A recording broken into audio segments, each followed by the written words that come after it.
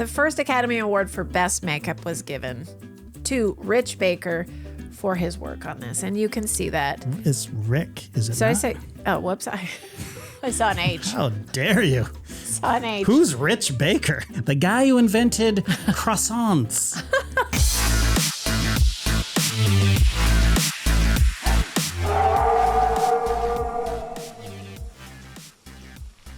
Did you hear that? So we watched Jason's teenage favorite horror movie, or was it tween that you were watching it? I probably watched it Your when I favorite? was 12 or 13, Oh, 12. okay. Well, 13. that makes sense. I was in grade 8. I showed it to, how old are you when you're in grade 8? You were 13 or 14, maybe? Yeah. I think. Yeah. I think I was 12. I was 12. So in it grade had been 7. out of the theaters for a couple of years. Oh, right, because it was. It was 82 or 80. When did it come out? 81? It was released. Must be 81, actually. No, 81, yep. The supernatural comedy horror. And I was watching this on my trip with Jackson, and I must have been exhausted because I had zero patience for this. Felt like just a wet dream for a tween boy. I'm like, really, Jason? Really? Wow. I don't know when you became such a prude. No, I think it was when I watch movies with my son. All of a sudden, it's just I can't do it. I can't. Okay, there's an extended sex scene. There is an extended sex scene, Yeah. but I had to walk away and get a fresh thought, a clear head, and watch it by myself. And I really enjoyed it when I did that. Yeah, it's awesome. Does it hold up? I mean, I think it does. I have great affection for this movie. And we're talking. Did we even say the name of it? An American Werewolf in London. Well, I can't say it right anyway. Yeah, every time. Right. Directed by John Landis, starring David Naughton. Every time I say it, I say An American Werewolf in Paris because of American in Paris is just ingrained. Right. Well, this is a werewolf, and he's in London, and there is Griffin Dunne and Jenny Agutter. Is that how you say her name? Agutter, yeah. Agutter, who is awesome. The hottest nurse in the UK, obviously. Back when hot nurses were in all the movies. It's a great time. Great time to be alive. Jesus. Yeah, the nurses have taken control of that, and they don't do it anymore. Good for you. Okay. No, Yeah. No, I'm with you. 100%. So you enjoyed it, is what you're saying. Yes, because I have decided that I need some depth to my horror movie, and this had comedy, and I will probably love the horror movie if there's some sort of story there. It's not just slasher. Yeah, so that made a huge difference for me. It is legit scary. I mean, when I watched it probably when I was 12, and I watched it on a top load Betamax. Thanks, Dad. Surprised it was even available on beta, but it was. And hey, beta is better. Let me put that out there. There's no point. It's the Nobody better has format. them anymore. I know. I'm just saying Nobody that, needs to be convinced because there's no way to bring it back. Look, my dad was right. There was better quality. And let's just leave it at that. I watched it on a Betamax, and I had to turn it off when Jack gets killed at the beginning of the movie. Like I had to walk away from it because it shocked me how violent it was. Mm-hmm. Yeah. And then I went back to it, and I was fine. But I understand. I had to walk away from Barbarian. yeah, there you go. I had to go I was back. 12. You were an adult, a grown adult. Let's leave it at that. You don't get it. You don't get it. This movie, he couldn't get it picked up for the longest time. Landis had it written in 1969. John Landis. Did we say John Landis? You directed did, it? yeah. Okay, sorry. And because people were like, okay, what is it? Horror or comedy? I don't get it. And I mean, did he change the genre? Like that it was possible to do this? Was there anything else out there that had comedy and horror? Like that? No. Okay. Not, well, here's the thing. So Sam Raimi took from this. Sam Raimi is 80s. Sam late 80s, Raimi no? would have, like Evil Dead, I think came out in like 78. Oh. Did it? I don't know. I'm like looking literally pulling years out of my butt. Yeah. 1981. It came out the 1981, same year. Okay. So Wow. that was more of a tongue-in-cheek type of movie, I would think. Here's the thing. Here's the thing about American Werewolf that made it unique, and that is that it takes place in reality. Yeah. Do you know what I'm saying? Yeah. Like these people, even the guy, David, he doesn't believe in werewolves. Yeah. Nobody does because that's the world that we live in, right? So even when his dead friend is visiting him, he just thinks he's losing his mind. Yeah. Like, and he lives in the same world that we live in. That's true. I mean, Right? even later on, the doctor's like, after he has visited that little village, he's like, it's kind of like it's a psychic virus. They Right. all believe it. So he's going to manifest it. David is going to harm himself by manifesting this. It's Right. not actually real. Yeah, they don't believe it until they actually see it, and it's literally right up until the final scene of the movie. And even after David goes, and sorry, we're going to spoil this movie, but Yes, this is really spoilers. not much to spoil. It's a 40-year-old movie. As David goes through, you know, he's been a werewolf. He turned into a werewolf, and then he still has doubt in his mind. Like he forgets, and then he sort of realizes, oh shit, a bunch of people died last night, and they were half eaten. It was probably me. But that's the beginning of the third act. That's what makes it so scary. It does start out, and these two backpackers are in the back of a truck with a bunch of sheep, and their first stop is a pub called the Slaughtered Lamb. Shout out to the Slaughtered Lamb. Quite I mean, it's a little on the nose, Landis, Quite I have to appropriate say. But we know from literally the get-go that these guys are doomed, right? Like they are not going to get out of this alive. You know, they're both Jewish, and this was, as you say, written in 1969, you know, on the heels kind of World War II by a Jewish gentleman himself, John Landis. So there is a little bit of a persecution or this feeling of being unwanted and unwelcome. You know, when they get to the Slaughtered Lamb, they are definitely not welcome. They stick out like sore thumbs, and they get shunned, and ultimately it ends up with them getting killed. Right. Anyway, so that's in there, but they're just two best friends. They're backpacking through Europe. They're pretty carefree. They're just going from town to town. They're just on an adventure, basically. It's something that thousands, hundreds of thousands of people have done. And disaster strikes. Yes. And the first Academy Award for Best Makeup was given to Rich Baker for his work on this. And you can see that. It's Rick, is it So not? I say, oh, whoops. I saw an H. How dare you? Saw an H. Who's Rich Baker? Chef Richard. The guy who invented croissants. It's a Rich Baker. Rick Baker. So, I mean, and you can see it, obviously, as Oh, my God. as Jack progressively deteriorates every time he sees him, and also with the transformation from David to the werewolf. Yeah, I mean, look.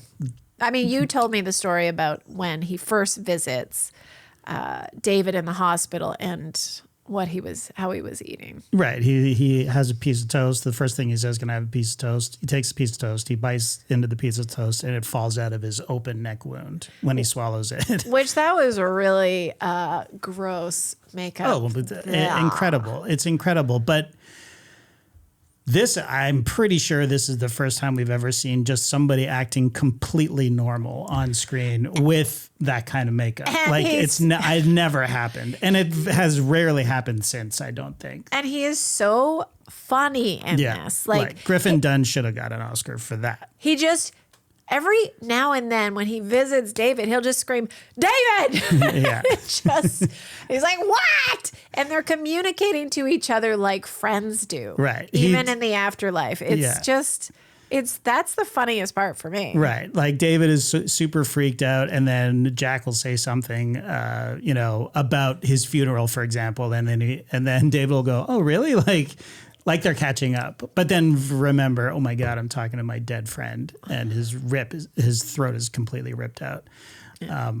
Anyway, and look, the dynamic between the two of them, him being the harbinger of his doom, basically, like, you're going to have to kill yourself, David. It's just as simple as that. I mean, he's presenting a very logical solution. Right. You just don't think it's something, like, if you don't even believe it, you're certainly not going to be like, oh, okay. Right. It's not like he's going to just kill himself. And then he's being plagued by these horrific nightmares. They start out kind of tame with him just running through the forest, Oh, on that note, because there is like they're almost Muppets.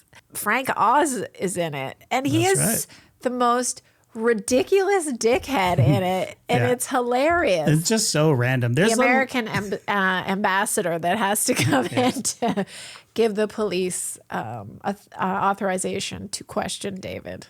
Yeah, and as if that's something that happens. Yeah, but hilarious little vignettes. There's also this weird little comedic play between the inspector, the police inspector, and his younger partner. Which never really gets paid off, but it's still kind of this touch that's kind of fun.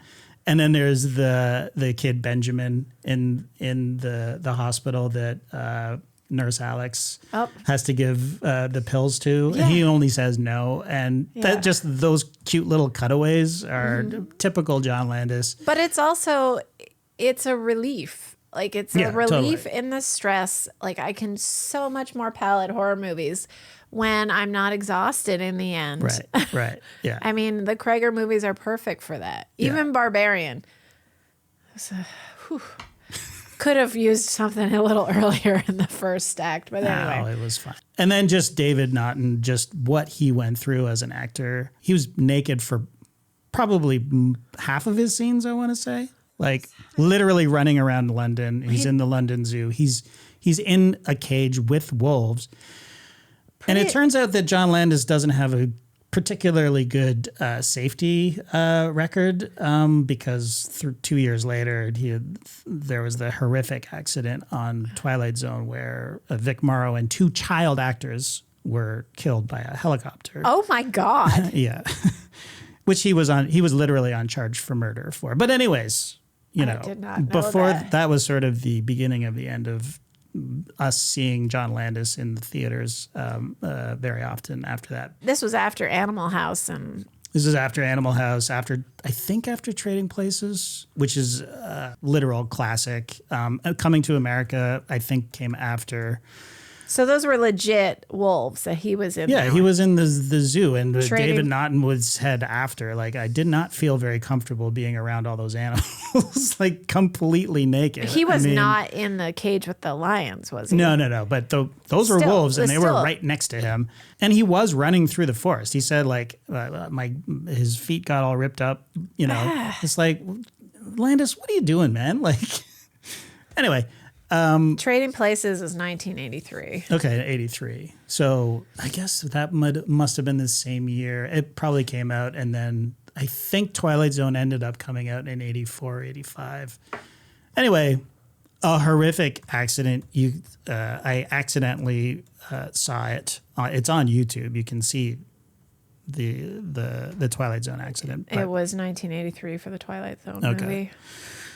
All this to say that David Naughton went through a lot to film this. He was probably cold a lot. It looked like winter in London. Oh, that's why you're saying that. I mean, okay. Yeah, and just like to allow your actor to have to go through that. Fortunately for David Naughton, the actor, it looks awesome on screen. Like to see him naked running through the woods, it's very surreal and it's very effective. He probably didn't get treated as well as he should have. And after the Twilight Zone accident, it completely revamped Hollywood in terms of safety and all that stuff. But you think you would have seen more cock with that much naked running. Well, through. you do see a little bit. This is a new, an early entry for our all nut November is what we're doing, right? That is true. So we're looking at movies with full frontal male nudity.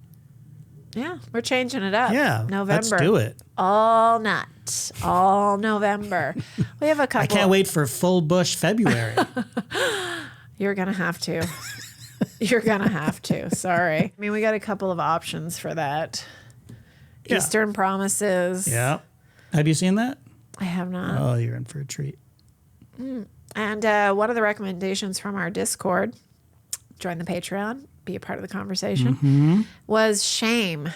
Michael Fassbender. So I'm looking forward to that one. I'll tell you what. I hear you won't be disappointed. Yeah, I will not be watching that with our children. Okay. I will not. That's fine. I haven't seen it, so. Okay. What was the other one? There was one more. Well, you didn't want to do Eden because you thought there was a better option for frontal nudity. Right.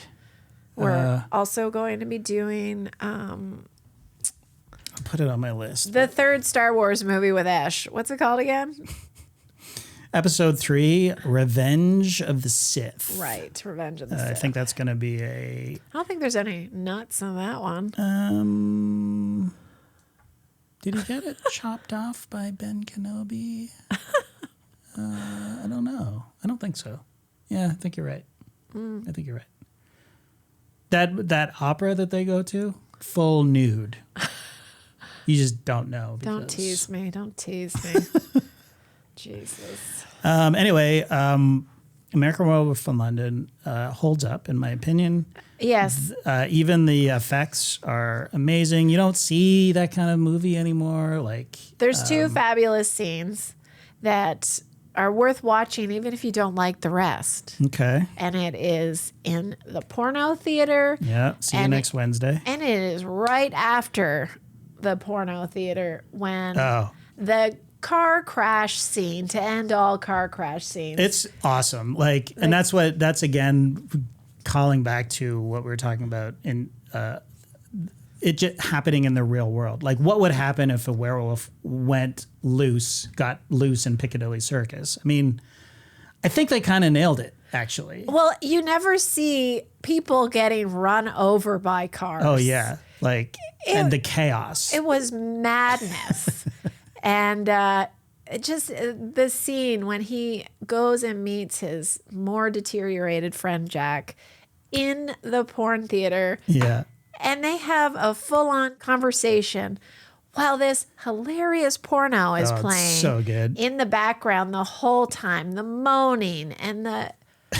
Oh, my God. And it's just so good. And I guess, I mean, from what I heard, they made their own porn for that because they couldn't find anything that he liked. Of course. Yeah. And He didn't like. that wasn't shit.